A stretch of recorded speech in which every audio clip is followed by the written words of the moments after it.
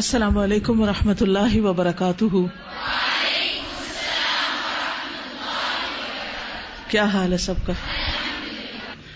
نحمده ونصلی علی رسولہ الکریم. اما بعد فاعوذ باللہ من الشیطان الرجیم.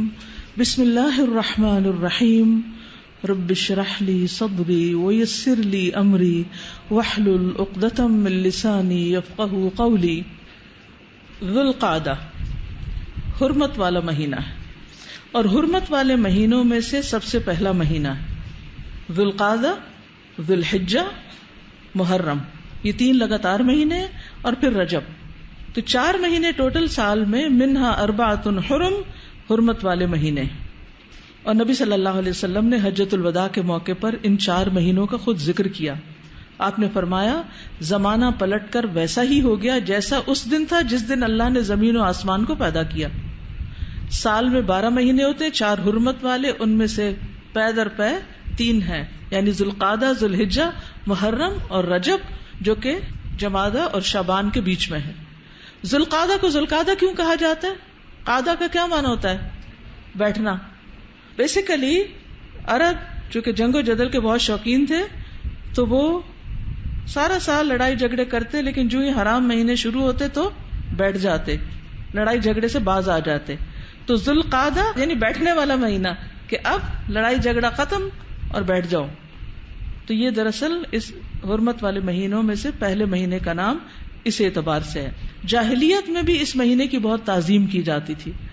اس مہینے میں کسی سے لڑتے نہیں تھے، کسی سے بدلہ نہیں لیتے تھے، حتیٰ کہ کوئی اپنے باپ یا بھائی کے قاتل کو بھی دیکھتا تو اس سے بھی بدلہ نہیں لیتا تھا، اور نہ اس کو دھتکارتا، کچھ بھی نہیں کہتا تھا. قاتل سامنے بھی نظر آتا تو کچھ نہیں کہتا تھا. کیوں؟ کیونکہ یہ حرمت والا مہینہ ہے. اتنی زیادہ اس مہینے کی تعظیم ہوتی تھی. اللہ تعالیٰ نے ان حرمت والے مہینوں میں ایک دوسرے پر ظلم کرنے سے منع کیا ہے. سورۃ التوبہ 36 میں آتا ہے فَلَا تَظْلِمُوا فِيهِنَّ أَنفُسَكُمْ، ان مہینوں میں اپنی جانوں پہ ظلم نہ کرو. ابن کثیر کہتے ہیں اگرچہ ان مہینوں کے علاوہ بھی ظلم کرنا منع ہے، لیکن ان مہینوں میں زیادہ تاکید ہے. یعنی یہ نہیں کہ باقی مہینوں میں ظلم کر سکتے ہو، نہیں. جیسے رمضان ایک ٹریننگ پیریڈ ہے نا، تو یہ مہینے بھی ایک تربیت کے لیے آتے ہیں کہ خاص طور پر کانشیسلی ظلم سے بچو تاکہ سال کے باقی حصے میں بھی بچ سکو. تو ان کی حرمت اور عظمت کی شدت کی وجہ سے ان میں ظلم اور زیادہ ظلم ہے یا بڑا گناہ ہے. قتادہ کہتے ہیں حرمت والے مہینوں میں ظلم کرنا خطا اور گناہ ہے، اور گناہ میں اس ظلم سے بڑھ کر ہے جو ان مہینوں کے علاوہ کیا جائے. اگرچہ ہر حال میں ظلم سنگین گناہ ہے، لیکن اس مہینے میں اس کی سنگینی کئی گنا زیادہ بڑھ جاتی ہے. ظلم کی 2 قسمیں ہوتی ہیں، ایک ہے اپنی جان پہ ظلم اور ایک ہے دوسروں پہ ظلم. جان پہ ظلم جیسے فرائض کو چھوڑ کے، نماز، روزہ، حج، زکوٰۃ، واجبات، ڈیوٹیز چھوڑنا کیا ہے؟ ظلم. کس پہ؟ اپنے آپ پہ. فَلَا تَظْلِمُوا فِيهِنَّ أَنفُسَكُمْ. پھر عبادات کے اوپر نظر ثانی کریں، نمازیں وقت پہ ادا ہو رہی ہیں، صحیح طور پر ادا ہو رہی ہیں. نمبر 2 ظلم ہوتا ہے حرام کام کر کے، جیسے بے حیائی کا ارتکاب، صحیح لباس نہ پہننا، والدین کی نافرمانی، قطع رحمی اور دیگر حرام کام کرنا. یہ بھی دراصل اپنی جان پہ ظلم کرنا ہے. ٹھیک ہے؟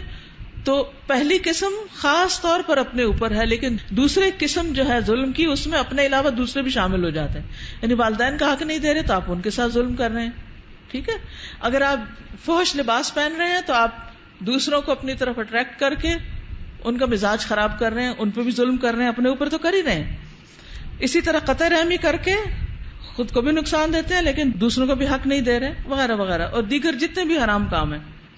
تو یاد رکھیے ذو القعدہ نمبر 1 حرام مہینوں میں سے، نمبر 2 حج کے مہینوں میں سے ہے. قرآن مجید میں آتا ہے الحج اشہر معلومات، حج کے مہینے معلوم ہیں. تو ان میں سے ایک مہینہ کیا ہے؟ ذو القعدہ. کون کون سے مہینے حج کے؟ شاباش، شوال، ذو القعدہ، ذو الحجہ. ذو الحجہ کے پہلے 10 دن. ذو القعدہ میں عمرہ کرنا مسنون ہے، اگرچہ اجازت نہیں ملتی کیونکہ حج فلائٹ شروع ہو جاتی ہیں. نبی صلی اللہ علیہ وسلم نے کل 4 عمرے کیے، سارے کے سارے ذوالقعدہ میں تھے. ابن باز رحمۃ اللہ علیہ کہتے ہیں کہ ذوالقعدہ میں عمرہ کرنا سب مہینوں سے افضل ہے سوائے رمضان کے. تو جن لوگوں کی حج فلائٹ ذوالقعدہ میں جاتی ہیں اور جا کے پہلے عمرہ کرتے ہیں وہ اس فضیلت سے فائدہ اٹھا لیتے ہیں، لیکن ان کو احساس نہیں ہوتا کہ ہم جو اس مہینے میں آئے یہ کتنی بڑی نعمت ہے. جب علم نہیں تو نعمت کی قدر بھی نہیں. سلف صالحین کی ایک جماعت کہتی ہے کہ اس مہینے میں عمرہ رمضان سے بھی افضل ہے. امام ابن القیم کہتے ہیں کہ ذوالقعدہ اور رمضان کے درمیان فضیلت میں تردد ہے، اور وہ کہتے ہیں ہم اس بارے میں اللہ سے استخارہ کرتے ہیں جو اس کے نزدیک افضل ہے ہمیں اس کی رہنمائی کر دے، یعنی اس کا موقع دے دے، یا تو رمضان میں عمرے کا موقع دے دے یا ذوالقعدہ میں دے دے. تو بہرحال یعنی اس سے آپ اندازہ لگائیے کہ اس مہینے میں عمرہ جو ہے وہ کتنا فائدہ مند ہے. ذوالقعدہ میں روزہ رکھنا مستحب ہے بعض کے نزدیک، لیکن اس مہینے میں روزے کی کوئی خاص فضیلت نہیں، جیسے شوال کے روزے ہیں یا ذوالحج میں اس کے کوئی خاص روزے نہیں، یا محرم کا روزہ ہے. تو یہ ذوالقعدہ کا کوئی روزہ خاص اجر والا نہیں، لیکن وہ کہتے ہیں چونکہ مہینہ افضل ہے عام مہینوں کے مقابلے میں، اس لیے اس کی عبادت اچھی ہے. اس مہینے میں کچھ تاریخی واقعات بھی ہوئے. اسی مہینے میں اللہ تعالیٰ نے موسیٰ علیہ السلام سے 30 راتوں کا وعدہ کیا. مجاہد، مسروق اور ابن جریج یہ کہتے ہیں. غزوہ بدر ثانی اسی مہینے میں ہوا. بنو قریظہ کے ساتھ غزوہ اسی مہینے میں ہوا. صلح حدیبیہ ذوالقعدہ میں ہوئی. انا فتحنا لک فتحا مبینا اسی مہینے میں نازل ہوئی. ذوالقعدہ میں کرنے کا کام کیا ہے؟ نمبر 1 اس کی تعظیم، اللہ کی حدود کا خیال، فرائض کی ادائیگی، نیک کاموں کی طرف توجہ، برائیوں سے خاص طور پر رکنا، گناہ اور نافرمانیوں کے کاموں سے بچنا. ابن رجب کہتے ہیں جس آدمی کی ان حرمت والے مہینوں میں نیک عمل کرنے سے ہمت کوتاہ ہو تو اسے چاہیے کہ وہ اپنی جان پر نافرمانیوں سے رک جانے کے ساتھ رحم کھائے. اپنے اوپر رحم کرو. کس طرح؟ نافرمانیوں سے رک کر. فلا